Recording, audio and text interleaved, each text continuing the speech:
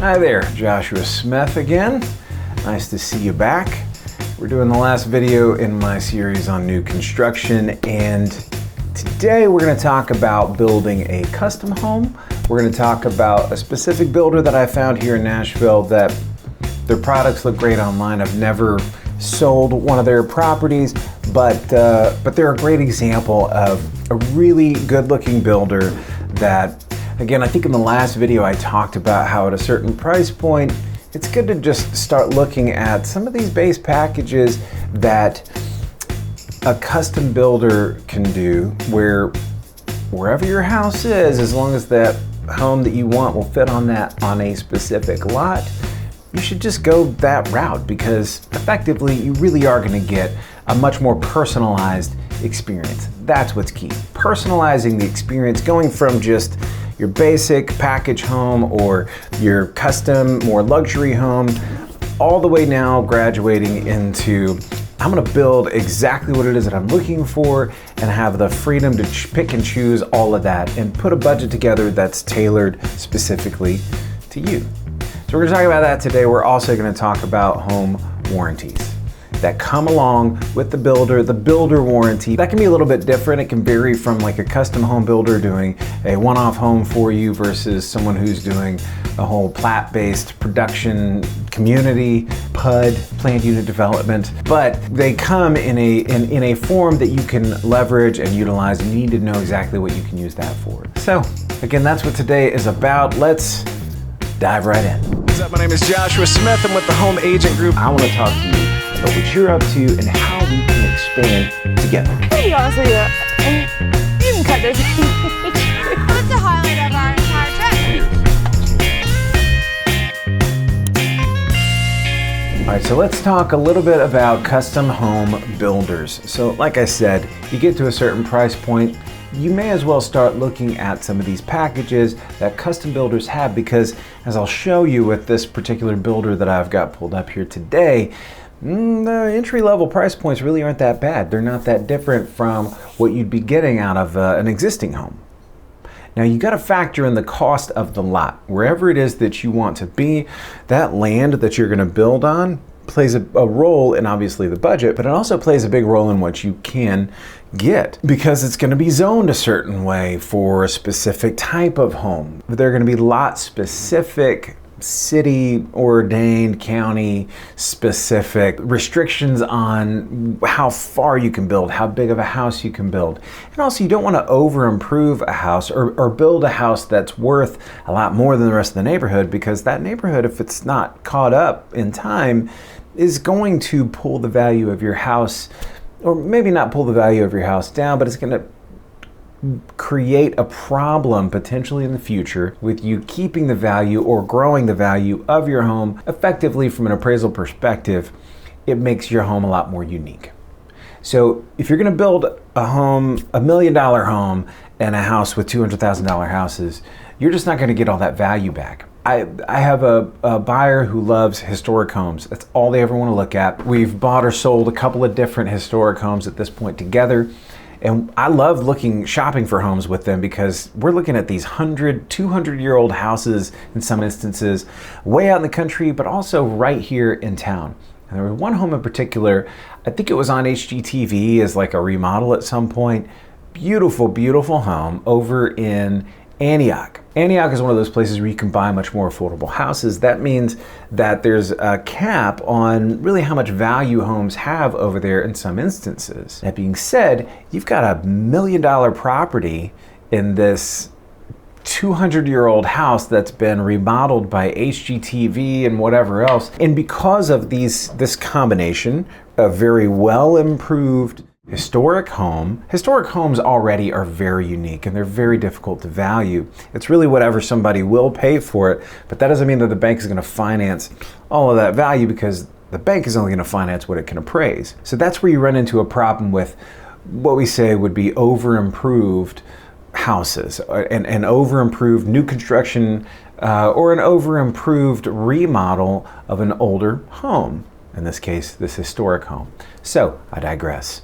Let's get back into custom building a house working with a custom builder, again, it can be a great experience, a super cool experience to build your own home for exactly what it is that you want it to be. So circling back around to building with a custom builder, I did a Google for custom home builders in Nashville. Hannah Custom Homes is a, let's see, view all completed projects. They've built completely custom houses, it seems like all over. Yeah, I mean, this is a super luxury build. Look at that garage. Is that attached to the house or is it separate? I can't tell from the photos. I think I've actually shown this house before. It looks really familiar.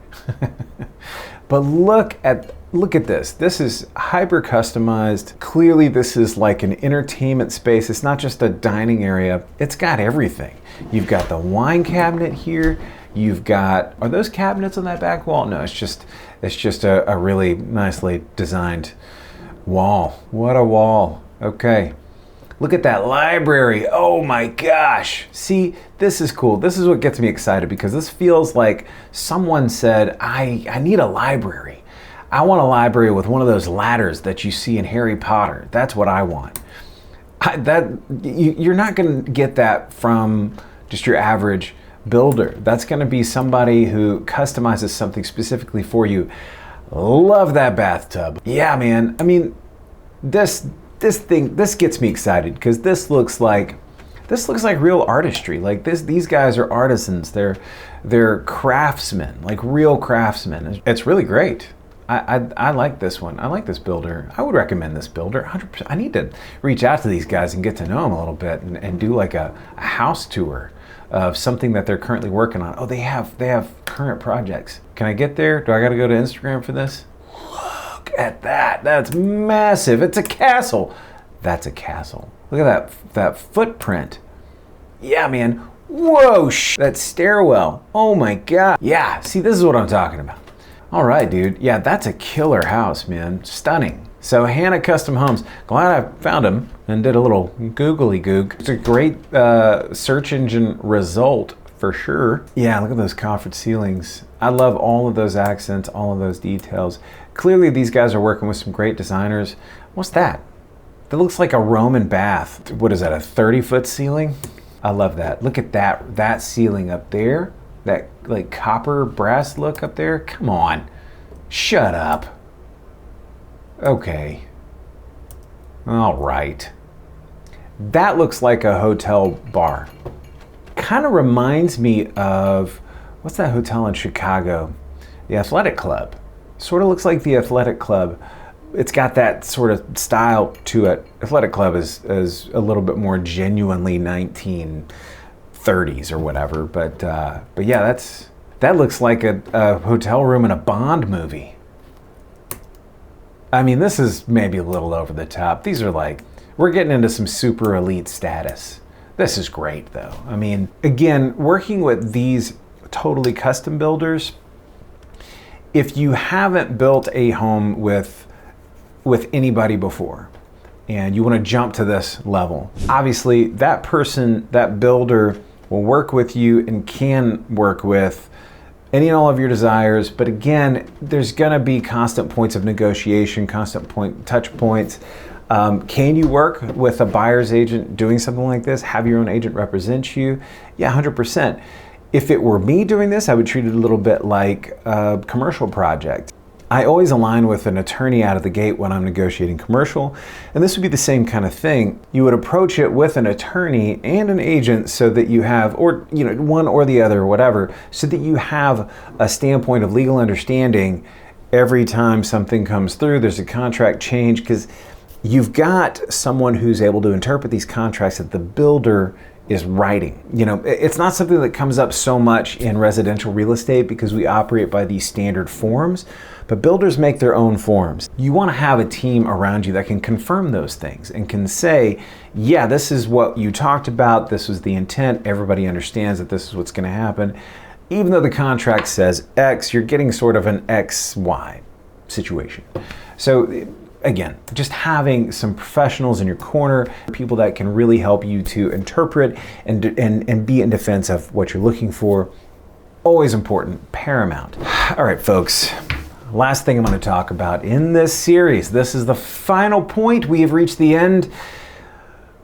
builder warranties, home warranties. Now, if you're getting a home custom built, a home warranty is warranted. Often they're totally down to just buy a home warranty, and there's certain companies that can do better than others, but also, you know, they're building stuff and finishing stuff through the end, and so you can negotiate an ongoing relationship with those people often. With these custom builders, you know, people like Hannah Custom Homes, these guys may provide a builder home warranty similar to like a Beazer or a Goodall, but maybe not. And if not, again, you can always ask for that home warranty that's going to cover all the mechanical and some structural things that might crop up. New home builders, like the big communities that you buy into, those guys are going to come with a builder warranty.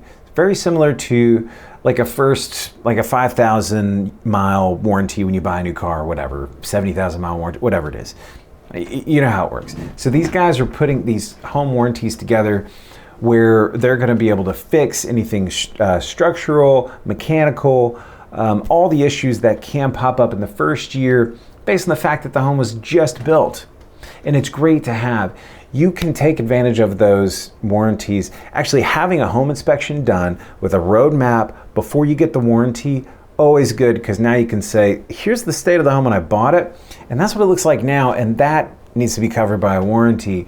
And even sometimes if it's a little bit out of the scope of the warranty, but it's definitely something that the builder should have done better or can come and fix, they will come and fix that within that first year especially. So those warranties, take advantage of them, but also read the fine print. Know what it covers, because it's not going to cover literally everything. It's going to cover most things. But like I said, there might be some wiggle room with those builders where they can come in and fix little things that crop up here and there that are maybe a little bit outside the scope, but still something that can be addressed. You know, that first year, man, after you build a home, it's just important to know things shift and move. The drywall can crack just because, you know, the house is settling. As a result, because a lot of that settling is happening, you know, in that first year, in those first few years, you want to be able to have a ground to stand on to be able to come to that builder and say, hey, this is happening and we need it fixed. If they're only going to do like a home warranty with a home warranty company, there's a really good one that I recommend in Tennessee. It's called Achosa, A-C-H-O-S-A. Definitely look them up. The plans, they start with like the prime plan, which is a little bit better than the basic plan. Not a bad thing. But I mean, it's less than $100 a month for most homes, and it's definitely worth having. You spent enough money on that house, last thing you want to do is have to fix some plumbing or mechanical issues that crop up. And those home warranties, even if the builder won't cover it, those home warranties will cover a lot of those costs with a really low premium and a really low deductible. Know what the home warranty can cover, read the fine print, and pay attention to that timeline. It's just a year. I would even recommend potentially having your home inspector come out and re-inspect within that first year in 10 months to make sure that there's nothing that needs to be addressed that you're just not seeing. Latent defects, they call them. You're a homeowner now, you know? If nothing's wrong with the home, you're not looking hard enough. Even if it's brand new construction and it's in the first year, you gotta pay attention. You want those warranties and those insurances that what you bought continues to be a good investment for you, and take advantage of that window of time that you have an opportunity to get someone else to pay for it and to get it fixed. Make your money on the purchase, folks. I think that's basically it for this series, so I appreciate you for watching. I'll probably be featuring some other new communities because new construction in this town, I support it. I think we should be building new homes. I like the idea of affordability. I think that prices have kind of hit a bit of a threshold, and we're still rising to that threshold a bit. That being said, we've got a lot of great new construction in town, all over in these different neighborhoods and communities. And yeah, if you have any questions about new construction or builders that are coming through town, please hit me up anytime. All my information is out there online. Follow me, do the thing. I'd love to talk to you. Leave a comment below. All the stuff, with YouTube. So do what you do. Thanks for watching. We'll see you in the next one.